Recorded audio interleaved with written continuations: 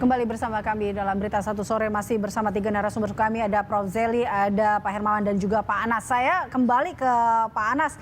Pak Anas, ini tadi ya kita melihat bahwa begitu berbahayanya betul nitrogen cair ini bila memang dikonsumsi. Bahkan dikatakan memang ada yang bilang bahwa nitrogen cair ini bisa dibilang tidak ada yang bilang bahwa ini tidak beracun tapi cukup berbahaya. Nah, bagaimana Anda melihat hal ini? Mungkin dari dalam surat edaran kan dikatakan bahwa Kemenkes merekomendasikan nitrogen cair tidak digunakan untuk pangan siap saji. Apa mungkin yang bisa Anda katakan dampaknya yang timbul bila mengkonsumsi nitrogen cair ini secara berlebihan? Ya. Tadi sebelumnya mungkin menyambung yang disampaikan Pak Hermawan ya. Jadi pada prinsipnya pangan yang harus dipangan, Pak, itu harus memenuhi prinsip higien sanitasi pangan ya, atau higien dan saniter. Jadi itu prinsip-prinsip itu penting untuk diterapkan sehingga kita dalam keadaan sehat mengkonsumsi pangan siap saji. Nah, terkait dengan penggunaan nitrogen cair pada pangan siap saji ini, sebenarnya kan tidak hanya sekarang saja ya, tetapi kita temukan sebetulnya sudah beberapa tahun yang lalu. Mungkin kita punya pengalaman saja 4 tahun yang lalu kurang lebih sudah pernah mengkonsumsi ini ya. Tapi saat ini meluas ke masyarakat. Yang tadinya kita temukan hanya di mal-mal besar ya, kemudian di tempat-tempat tertentu, tapi saat ini sudah di masyarakat. Tadi yang saya katakan di pedagang keliling, kemudian juga di pasar-pasar malam, kemudian dan sebagainya. Nah, ini kita perlu cek kembali apakah misalnya nitrogen yang digunakan itu nitrogen yang food grade ya, yang memenuhi syarat untuk pangan gitu. Kemudian juga apakah tidak dicampur dengan misalnya senyawa atau zat kimia yang lain. Ini yang perlu kita cek ke lapangan. Nah, oleh karena itu melihat bahwa ada beberapa kejadian yang sudah kita kumpulkan, maka kita memandang, karena begini, nitrogen ini kan bukan zat pangan sesungguhnya. Tadi dia digunakan untuk industri, bisa juga digunakan untuk pangan, tetapi untuk sebagai bahan penolong namanya ya. Ketika itu bahan penolong, misalnya untuk es krim ya, kemudian juga untuk pangan tertentu di restoran ya, untuk pendingin supaya makanan tetap segar. Tetapi ketika dikonsumsi, nitrogennya harus sudah nol, sudah habis. Ya. Nah, ini yang terjadi adalah cikbul dicampur dengan nitrogen dan kemudian tadi yang disampaikan oleh Idai, disambungkan juga oleh Prof. Zely. Jadi ada nitrogen yang dalam suhu yang masih dingin, kemudian tertelan ya masuk ke saluran pencernaan. Ini yang berbahaya karena bisa iritasi, polpen atau luka bakar dingin dan sebagainya. Nah, itulah kemudian dalam salah satu poin di surat edaran Kementerian Kesehatan saat ini direkomendasikan untuk tidak menggunakan nitrogen cair di dalam pangan siap saji, terutama untuk pangan jajanan ya. Nah, ini sekarang teman-teman di puskesmas, dinas kesehatan kabupaten kota sudah turun ya, sudah mulai turun ke lapangan, memberikan edukasi kepada masyarakat, termasuk ke sekolah-sekolah, kemudian juga mencari mengawasi para pedagang cikbul ini. Tidak lagi boleh untuk menggunakan nitrogen cair pada snack atau jajanan siap saji tadi ya. Jadi silakan berjualan snacknya, pangan siap sajinya, tetapi tidak boleh menggunakan nitrogen cair. Demikian, Mbak Elisa. Baik, kembali ke sifat senyawa nitrogen ini, Prof. Zely, bahwa nitrogen ini kan memiliki titik didih yang sangat rendah seperti itu. Jika memang tubuh manusia ini terpapar nitrogen cair dalam katakan waktu yang lama, artinya kan sel tubuh kita tentunya akan membeku dalam hal ini. Bahkan dikatakan akan mati. Ini berarti kalau memang dikonsumsi secara terus-menerus, ini nanti akan berdampak panjang bagi tubuh kita atau seperti apa ini bahayanya sebenarnya, Prof. Zely?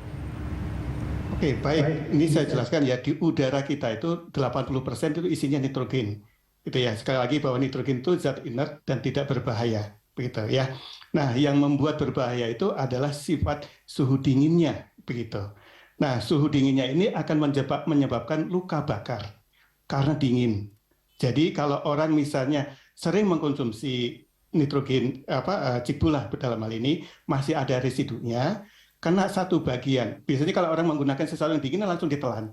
Nah, kalau ada residu dalam bentuk cairnya, kemudian kena selnya kebakar. Kemudian dia makan di tempat lain, sel yang lainnya kebakar. Jadi luka bakarnya menjadi luas. Jadi poinnya di situ. Jadi bukan langsung tiba-tiba membeku, tidak, itu terbakar. Itu mirip seperti kalau tangan kita kena minyak panas. itu. Tapi ini kondisinya suhu dingin, itu efeknya sama. Itu. Jadi pengalaman ya, ini pengalaman pribadi bahwa pada saat tubuh kita kena nitrogen cair begitu, itu nggak terasa. Tiba-tiba panas itu melepuh gitu. Seperti kena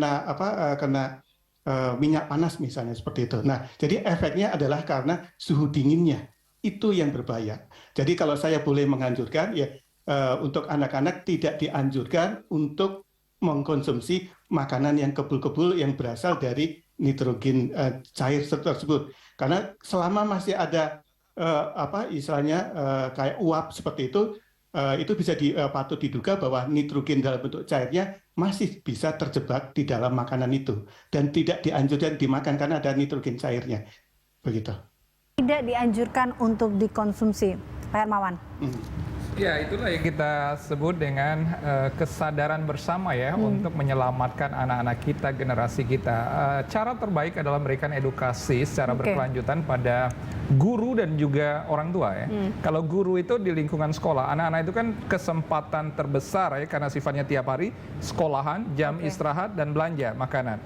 Kadang mereka tidak tertarik tuh yang di dalam kantin tuh, maunya yang di luar-luar, bermain sambil melihat ada yang menarik karena warna, karena rasa, karena packaging. Nah, di sisi itulah kesadaran bersama ya, tidak hanya guru yang ada di lingkungan tapi juga orang tua agar mengedukasi anak-anak itu supaya belanja makanan yang sudah jelas tempatnya.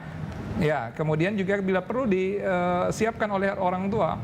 Nah, tapi kalau maaf saya potong di sini Pak Hermawan, bahwa tadi kalau dilihat bahwa sekarang bagaimana salah satu cara alternatif tercepat yang dilakukan oleh pemerintah adalah dengan mengeluarkan surat edaran. Tapi melihat korbannya yang terus bertambah, apakah surat edaran ataupun edukasi yang dilakukan saat ini bisa mampu untuk menahan jumlah korban atau perlu ada upaya lain? Misalkan mungkin perlukah dijadikan ini ditetapkan sebagai KLB atau seperti apa? Saya pikir surat edaran ini hanya akan efektif apabila jejaring pemerintah terdekat dengan masyarakat, misalnya Dinas Kesehatan pasti dari perspektif kesehatan akan melakukan edukasi sampai ke jejaring komunitas di UKBM. Tetapi juga ada provider pemerintah seperti BPOM yang jejaringnya bisa mengawasi yang langsung melakukan uji petik ya, semacam random testing. Apakah makanan-makanan jajanan tertentu, terutama yang warnanya sangat terang, mencolok, rasanya sangat juga ekstrim gitu ya, kemudian juga packagingnya menarik dan untuk anak-anak harus dilakukan uji petik random dan itu harus sifatnya pekanan. Jadi di beberapa sentra tadi disebutkan juga pasar-pasar malam gitu ya, tempat bermain anak. Nah itu juga semua itu berkaitan dengan jajanan ujung-ujungnya. Nah maka itu kesadaran orang tua nomor satu. Yang kedua komunitas setempat. Kalau di sekolah berarti komunitas sekolah. Kalau di pemukiman berarti RT RW yang melihat adanya penjual yang memang lalu lalang itu harus paling tidak diketahui siapa penjual ini, terdata apa produk makanan yang dia jual, kemudian juga bila perlu ya itu tadi dikoordinasikan untuk dilakukan testing. Itu cara terbaik. Nah, kalaupun ada surat edaran, itu adalah kewaspadaan secara menyeluruh oleh pemerintah, oleh keluarga, masyarakat, dan termasuk edukasi di ranah sekolah dan juga tokoh agama, tokoh masyarakat. Ya, karena Anda mengatakan BPOM, kami punya cuplikan pernyataan dari BPOM perihal metode yang sudah dilakukan oleh BPOM sendiri. Jadi Badan POM menerbitkan pedoman, namanya pedoman mitigasi risiko nitrogen cair pada pangan olahan. Ya, sudah ada pedomannya. Jadi pedoman itu berisi bagaimana nitrogen cair yang betul. Jadi harus nitrogen cair yang betul itu tentu dia harus sesuai standar. Standarnya apa? Standarnya tentu harus food grade. Ya, food grade. Lalu disimpannya dengan suhu penyimpanannya itu harus berdiri dalam.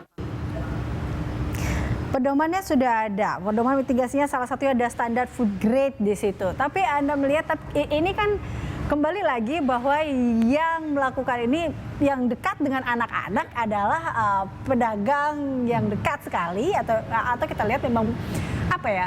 Ya Anda melihatnya bahwa Sudah tepatkah ini dilakukan atau harus sebenarnya tadi uji petik itu memang harus segera dilakukan oleh BPOM? Iya, karena saya sampaikan tadi, apakah itu pedoman, apakah itu surat edaran, apakah itu standar penjualan, itu sifatnya provider base. Ya. Jadi itu adalah bahan untuk pemerintah beserta jejaring untuk pengawasan pengendalian. Nah, tapi di tengah masyarakat itu berbeda cerita. Ya itu dia, karena ketika kita bertanya bahwa pedomannya sudah bagus, Betul. mitigasinya sudah ada. Lalu pertanyaannya bagaimana pengawasannya? Pengawasan, karena tipikal Indonesia, ini kan kita ini banyak sekali produk makanan tuh olahan rumah. Oke. Jadi olahan rumah ini produk rumahan kita sampaikan itu juga dijualnya sekitar rumah, di Baik. perkampungan, di sentra-sentra keramaian, sekolah yang unstandardized. Jadi kadang controlless tuh, tidak ada pengawasan, kualitasnya tidak terjamin. Memang benar bahan bakunya kacang-kacangan, umbi-umbian, mungkin telur atau zat-zat yang memang bergizi untuk anak dasarnya, Ya. tetapi begitu di packaging, disertakan, ini kan mungkin ada nuansa ngebul, itu akan menjadi daya tarik anak-anak. Makanya di seolah-olah nitrogen cair ini menjadi bahan di samping karena sifatnya dingin, tetapi ngebul karena proses menjadi uap. Nah itu menarik buat anak-anak kan. Padahal itu sesuatu yang tidak benar dan salah atau bahkan berbahaya. Tetapi kan anak-anak tidak paham. Jangan-jangan penjual juga tidak tahu. Nah artinya edukasi ini akan menjadi terkontrol dan tertata, semua pihak terlibat, termasuk melakukan pengawasan pekanan. Kalau tidak mampu harian, pekanan, uji petik dan terdata siapa aja yang menjual dan menjadikan jajanan olahan rumahan ini ada di sekitar kita. Begitu. Baik, nah kalau tadi ya Pak Anas tadi, kalau perihal pengawasan mungkin bisakah dilakukan juga dalam oleh Kemenkes bahwa ini menjadi sebuah tadi edukasi sosialisasi yang dilakukan tidak hanya kepada masyarakat, tetapi kepada pelaku usaha juga perihal hal ini. Tapi kemudian bagaimana pengawasannya? Apakah bagi para pelaku yang melanggar hal ini karena ini berbahaya bagi anak-anak kita, maka dapat dikenakan sanksi atau seperti apa, Pak Anas? Ya, nah itu yang sedang kita lakukan saat ini ya. Jadi melakukan upaya-upaya mitigasi. Jadi Badan POM juga sudah turun ke lapangan, tentu bersama dengan Dinas Kesehatan yang melakukan pengawasan-pengawasan. Selain itu juga pembinaan. Nah edukasi kepada pedagang atau pelaku usaha ini juga terus dilakukan ya. Kemudian tadi menambahkan juga edukasi kepada masyarakat termasuk utamanya adalah pada anak-anak. Jadi melalui sekolah-sekolah ini dilakukan secara masif. Ini harapannya dengan seperti kita lakukan bisa mengurangi kejadian-kejadian baru ya. Karena kan sifatnya akut ya. Sifat akut artinya begini.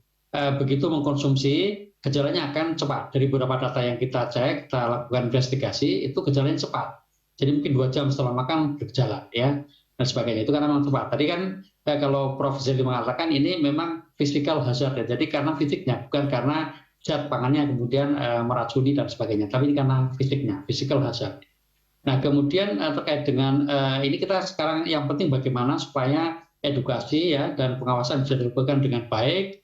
Dan kemudian pedagang-pedagang ini yang rata-rata adalah UMKM itu tidak lagi menjual pangan dengan mencampur dengan nitrogen. Itu yang penting dulu ya. Karena kalau kita sudah bicara tentang tadisasi dan sebagainya itu dampaknya mungkin akan banyak. Tapi yang penting bagaimana kesadaran bersama. Ya saya juga setuju dengan Pak Hermawan, kesadaran bersama. Baik itu kita masyarakat, utama orang tua yang tentang bahaya cekbul ini, maupun juga para pedagang. Jadi harapannya dengan bergerak bersama, maka kejadian serupa yang sudah terjadi beberapa kali ini bisa kita hentikan secara dengan peran kita semua bersama. Terima kasih. Baik, saya kembali ke Prof. Zeli. Prof. Zeli, jadi apa yang perlu diwaspadai dan diperhatikan dalam hal ini baik dari penjual maupun juga masyarakat terkait dengan pangan siap saji yang mengandung nitrogen cair. Tadi kalau Anda katakan ini lebih baik tidak dikonsumsi oleh anak-anak.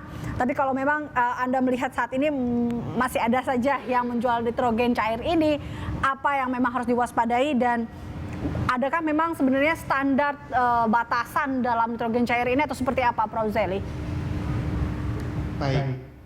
Tadi kalaupun misalnya ada anak-anak kita yang mengkonsumsi itu cikbul gitu ya, ada baiknya ditemani, ada orang tua. Boleh ditelan pada saat tidak ada asap yang keluar. Artinya di situ tidak ada residu nitrogen cairnya. Itu poinnya. Jadi artinya boleh diambil, dikeluarkan sampai tidak keluar asap, baru boleh ditelan. Artinya nitrogennya sudah lepas semua menjadi gas nitrogen yang ada di udara. Itu kalau misalnya terpaksa harus anak-anak itu kan tadi disampaikan tertarik begitu. Kalau terpaksa dimakan gitu kan, terpaksa beli begitu, sebaiknya dikonsumsi atau ditelan itu pada saat bukan pada saat kebul-kebul gitu kan. Pada saat kebul-kebulnya sudah tidak ada. Kalau kebul-kebulnya tidak ada, itu boleh dikatakan nitrogennya sudah menguap menjadi N2 dan lepas di udara. Insya Allah itu aman. Saya pikir yang penting sekarang kita stop dulu untuk mengonsumsi ciki ngebul karena sulit di lapangan itu untuk mengawasi dan memperhatikan itu apakah ngebulnya disebabkan oleh nitrogen atau karena zat apa gitu. Jadi itu di lapangan itu asimetris informasi. Jadi yang terbaik saat ini adalah stop penjualan ciki ngebulnya, lakukan investigasi menyeluruh oleh pihak yang berwenang, kemudian baru nanti kalau ada yang ngebul-ngebul dia apa aja yang bisa menyebabkan ngebul yang memang itu menjadi daya tarik anak-anak. Jangan sampai ngebulnya itu karena tadi proses penguapan dari nitrogen cair dan itu sangat berbahaya sekali. Kalaupun menunggu sampai kering nggak ada indikator yang bisa dipahami oleh masyarakat. Nah, jadi hanya ahli pakar tertentu yang bisa memahaminya. Maka saat ini adalah stop ciki ngebulnya. Ciki boleh, tetapi asal tidak ngebul. Kalau ngebul pastikan dulu ngebulnya karena apa. Itu saya pikir adalah kebijaksanaan kita untuk mengantisipasi agar terjaga kualitas kesehatan masyarakat Indonesia saat ini. Oke, baik. Kita stop ciki ngebul ini, artinya stop penggunaan nitrogen cair untuk makanan, terutama untuk anak-anak. Apalagi kalau kita lihat dengan kita menghentikan ini, kita juga bisa menghentikan tadi jumlah kematian ataupun keracunan akibat dari ciki ngebul ini yang disebabkan dari nitrogen cair ini. Terima kasih Pak Hermawan, terima kasih Pak Anas, terima kasih juga Prof. Zaili telah bergabung bersama kami dalam Berita 1.